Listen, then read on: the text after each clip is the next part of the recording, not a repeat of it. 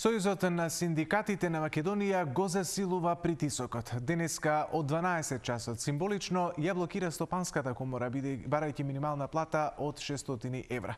Трошоците за живот растат, а стандардот на работниците опаѓа, велат од ССМ. Ако барањата не бидат прифатени, најавуваат масовен протест и можен генерален штрајк. На терен е колегата Огнен Чанчаревиќ. Огнен, што побараа синдикалците од работодавачите на денешниот протест?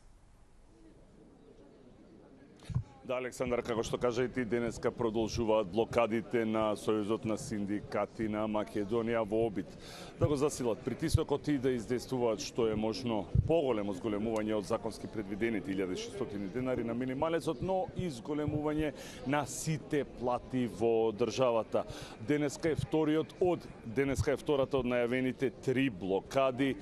Се наоѓаме тука пред Сојузот на стопански комори или работодавачите, како што ги нарекуваат од Сојузот на синдикати на Македонија.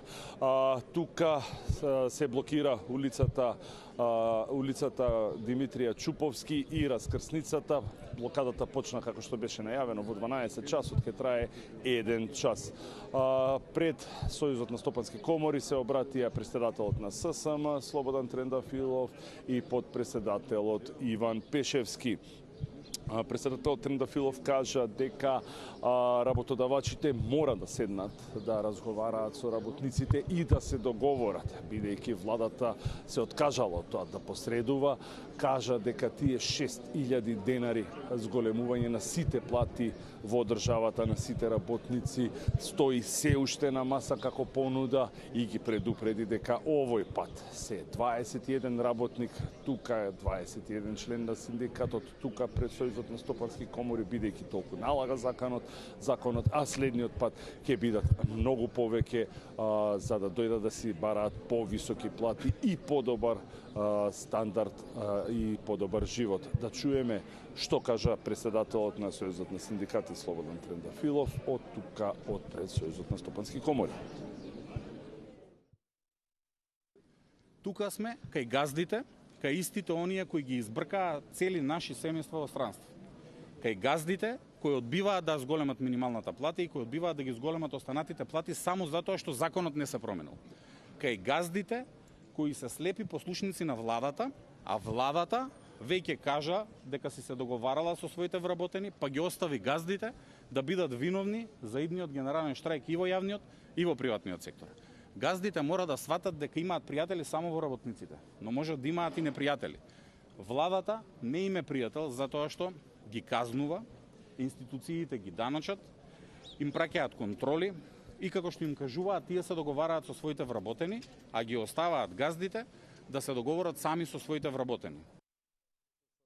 Иван Пешевски пак тука кажа дека платите кои што се во приватниот сектор се повеќе од мизерни, дека повеќе станува збор за социјална помош отколку за плати.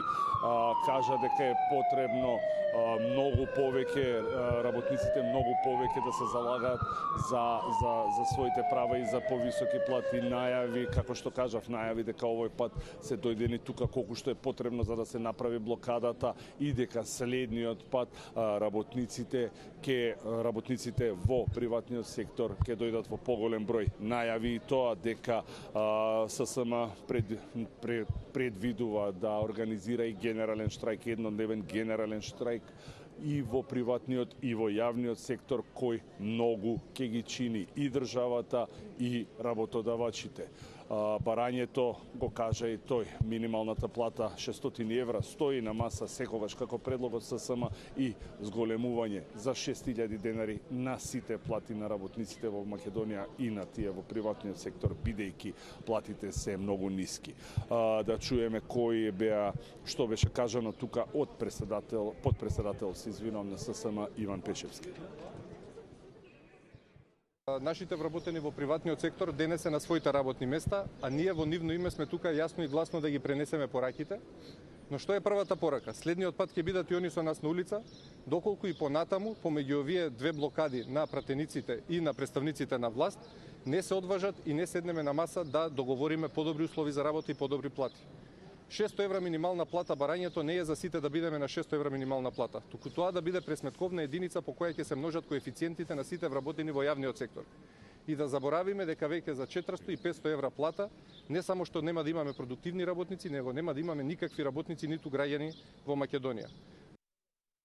Александар, тука пред Сојузот на стопански комори, раководството на ССМ зборуваше и за притисоците и, како што кажа, заканите од централната власт, односно од владата и од партијата ВМРО-ДПМН кон нивното членство и воопшто кон поддржувачите на синдикатот.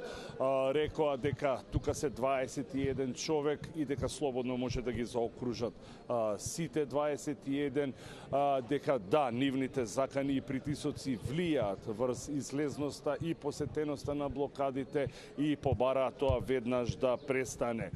Председателот Трендафилов се осврна и кон инцидентот, скандалот со снимката на која што се тој и неговите деца и побара уште еднаш одговорност за тоа каков е притисокот на владата и на владеачката партија врз ССМ, да чуеме што кажа председателот Трендафилов.